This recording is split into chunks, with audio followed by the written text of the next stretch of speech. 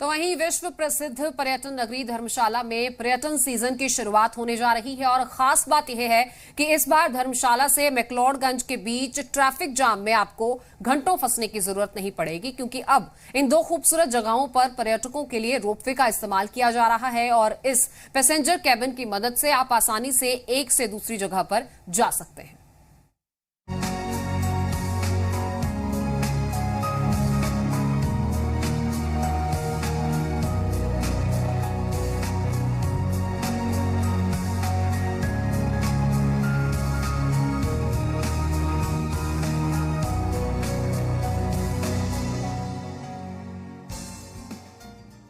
हिमाचल प्रदेश की सबसे खूबसूरत जगहों में से एक है धर्मशाला का मैक्लोडगंज, जो तिब्बती संस्कृति का सुंदर सा मिश्रण होने के साथ ही तिब्बती आध्यात्मिक गुरु दलाई लामा का स्थान भी है।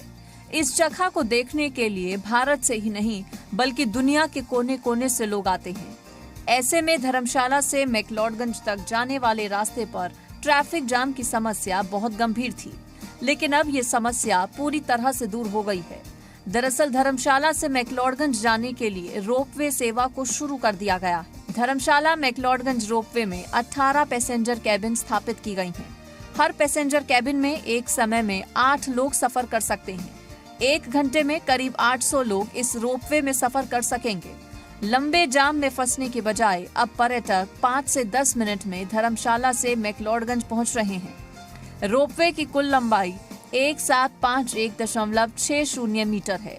इस रोपवे में कुल 10 टावर हैं, जो कि ट्रॉली और रस्सी को संभाल के रखते हैं। ये रोपवे देश का पहला आधुनिक तकनीक और सुविधाओं से लैस रोपवे है। बिना गियर वाले इस रोपवे का सफर बेहद ही सुरक्षित है।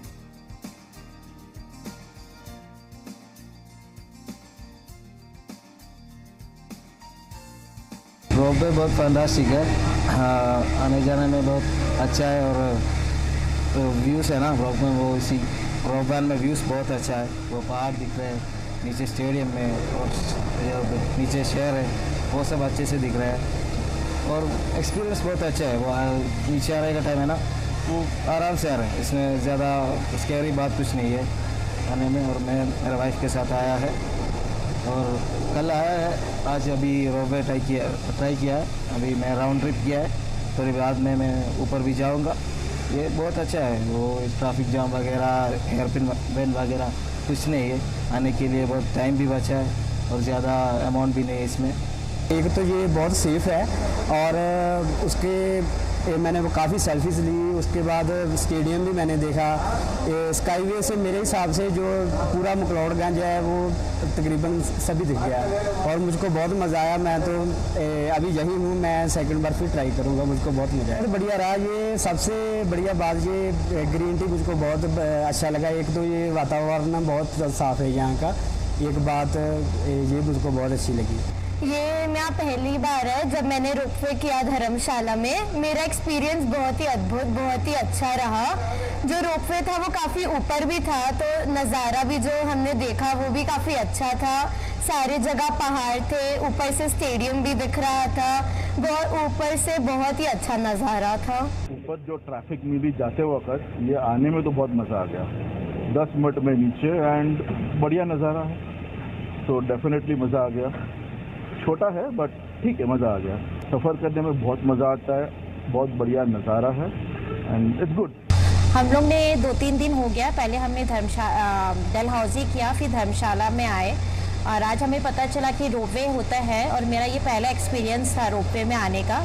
तो हार्डली हम लोग को 5 से 7 मिनट लगा यहाँ आने में, मगर जब हम लोग बैठे एक बार तो लगा कि पता नहीं इतना ऊंचाई है, डर लग रहा था। मगर जैसे जैसे हम लोग आगे आते रहे, बहुत सुंदर व्यू था, ऊपर से बहुत ग्रीनरी थी, काफ़ी पहाड़े थे, पहाड़ों में बर्फ़ भी हमने देखा, ऊपर से स्टेडियम भी हमने देखा और काफ़ी सेल्फीज़ लिए हम लोग ने परिवार के साथ और बहुत अच्छा मतलब व्यू था। ऊपर से पूरा हम लोग को धर्मशाला दिखाई दे रहा था।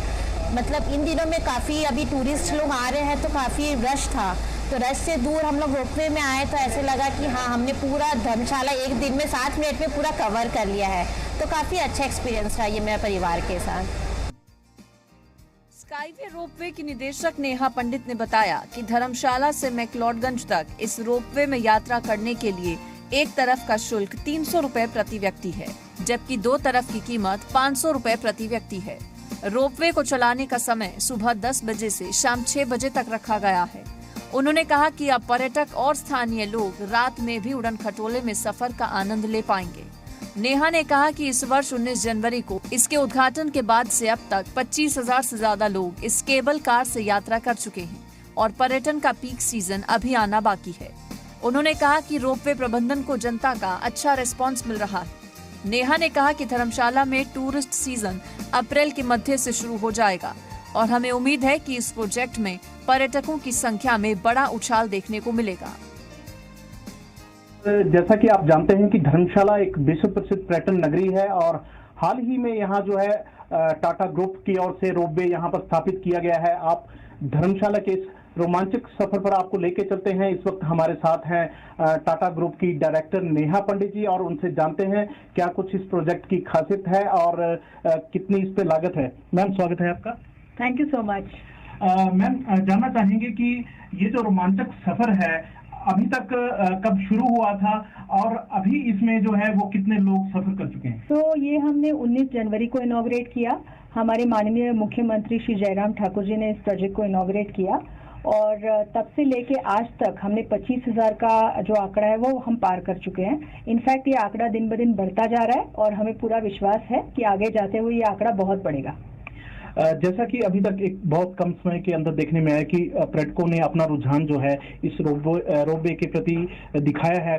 कितना ये सफर है, कितने देर में जो है वो लोग धर्मशाला से मैक्लोडगंज पहुंच सकते हैं और कितना लंबा ये सफर रहेगा? तो ये देखा जाए तो इस पूरे रोपवे की लेंथ 1.7 किलोमीटर है, लेकिन ये टेक्नोलॉजी इतनी बढ़िया है कि जो जर्नी मुझे लगता है आप अगर करोगे फ्रॉम धर्मशाला टू मैक्लोडगंज तो उसको 45 मिनट तक लग सकते हैं, इस रोपवे के द्वारा 5 मिनट में आप खत्म कर सकते हैं। तो इस तरह का मतलब सिग्निफिकेंट रिडक्शन इन टाइमिंग है। तो ये टेक्नोलॉजी इतनी बढ़िया है कि आप 5 मिनट में ये सफर तय कर सकते हैं। 5 मिनट में जो है एक रोमांचक सफर जो है धर्मशाला का किया जा सकेगा। किस तरह का रिस्पांस जो है पर्यटकों को लेकर के खास करके अभी आपको देखने को मिल रहा है? हमारे यहाँ पे मैं देख रही हूँ कि लोगों को पहले से रोपवेज के बारे में बहुत फैसिनेशन है और मुझे लगता है हमारे देश में पोटेंशियल बहुत है, बट किसी ना किसी वजह से इतने रोपवे नहीं बन पा रहे हैं। तो टाटा ग्रुप ने ये प्रोजेक्ट बना के एक तरह से धर्मशाला का पूरा जो लैंडस्केप है वो ट्रांसफॉर्म कर दिया है। इससे हुआ यह है कि लोगों को जब वो धर्मशाला आते हैं तो आने के बाद एक एडेड अट्रैक्शन है कि हम क्या करें, और इस अट्रैक्शन का एक अलग फैसिनेशन है क्योंकि जब आप ये जर्नी तय करते हो तो ये एक फास्ट जर्नी है, 5 मिनट में खत्म हो जाती है, लेकिन इन 5 मिनटों में आपको इतना मतलब रोमांचकारी एक जर्नी है ये कि नीचे आपको पूरा शहर दिखता है, बहुत सुंदर फॉरेस्ट है, यहाँ की जो वेदर कंडीशंस है वो भी बहुत बढ़िया है। तो मुझे लगता है हर टूरिस्ट के लिए बहुत ही बड़ा अट्रैक्शन है। लेकिन इसके बावजूद कि टूरिस्ट यहाँ आ रहे हैं, मुझे लगता है लोकल्स के लिए भी एक बड़ा अट्रैक्शन है, बिकॉज यहाँ पे मुझे नहीं लगता कोई विसिनिटी में इस तरह का कोई रोपवे है।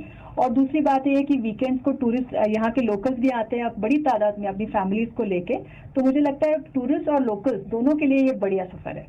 जैसा कि आप देख भी पा रहे हैं खूबसूरत नज़ारा जो है इस रोपवे के माध्यम से आप यहाँ देख सकते हैं। और खास करके बात करें मैम टेक्नोलॉजी की, कितना चुनौतीपूर्ण रहा टाटा के लिए इस प्रोजेक्ट में काम करना और कितनी लागत से अगर बात करें तो ये प्रोजेक्ट जो है तैयार हुआ है? देखिए, टाटा ग्रुप की एक बहुत ही कोर फिलॉसफी है कि जब हम कोई प्रोजेक्ट बनाते हैं तो प्रॉफिट वगैरह सब ठीक है, लेकिन उनके लिए सबसे बड़ी बात होती है वहाँ की लोकल कम्युनिटी को सर्व करना। तो जब ये हम कोई प्रोजेक्ट बनाते हैं तो सबसे पहले वो कंसिडरेशन होता है कि जहां हम बना रहे हैं वहां से लोकल कम्युनिटी को क्या बेनिफिट मिलेगा।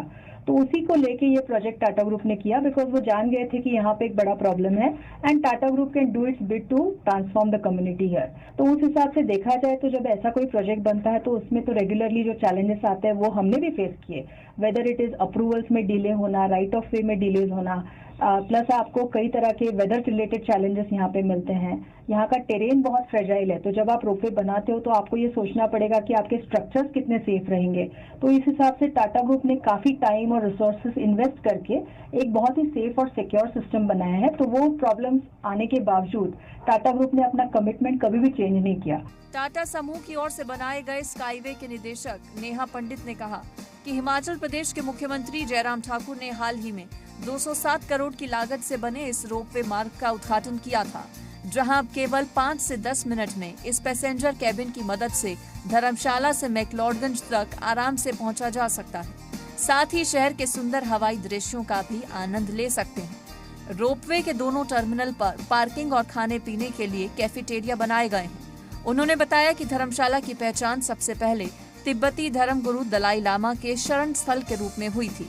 यहाँ काफी संख्या में देसी विदेशी सैलानी आते थे। भागसूनाग, धर्मकोट, नड्डी और डल लेक के अलावा काफी संख्या में टूरिस्ट त्रियुंड में ट्रैकिंग पर जाना काफी पसंद करते हैं।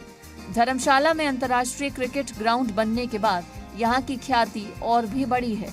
रोपवे बन जाने से यहाँ टूरिज्म के नए युग की शुरुआत भी हुई है। इस रोपवे का एक टर्मिनल धर्मशाला में बस स्टैंड के पास बनाया गया है, जबकि दूसरा टर्मिनल दलाई लामा बौद्ध मठ के पास बना है। स्काईवे रोपवे की शुरुआत लोअर टर्मिनल धर्मशाला से होती है, जबकि इसका अपर टर्मिनल मैक्लोडगंज में बनाया गया है, जहां से पूरी धर्मशाला का नजारा दिखता है। ब्यूरो रिपोर्ट, जी मीडिया।